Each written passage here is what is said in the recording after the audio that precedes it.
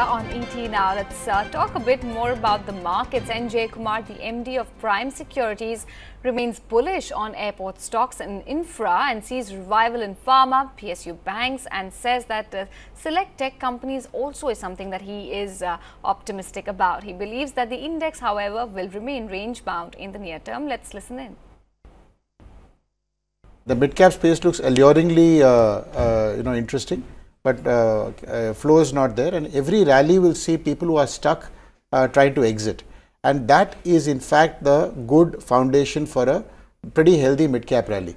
So in fact, I am of the opinion that indices may hit all-time highs, may sort of move slightly over that, but the big moves in a material sense will come from mid-caps. Without getting into stock-specific stuff, I think the index may probably find a good base around 10.5.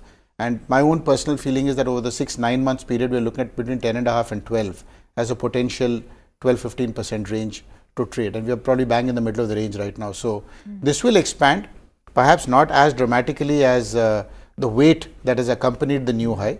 But I think the space that is being ignored even as we speak, therefore, is the space that we will want to look at. I have no doubt at all that pharma and PSU banks could be two spaces which are under-owned as we speak and therefore could attract money. I think in the tech space itself, I think some of the leaders have been substantially benefited and have moved dramatically in this period. I think that could cool off a bit. Since aviation companies have not had the ability to use their pricing power and been focused only on load factor, at the exclusion. So they've actually shut out, if you will, the railways. But the passengers who go through actually go through airports, and there are airports across the board, and there are 2 or 3 companies that.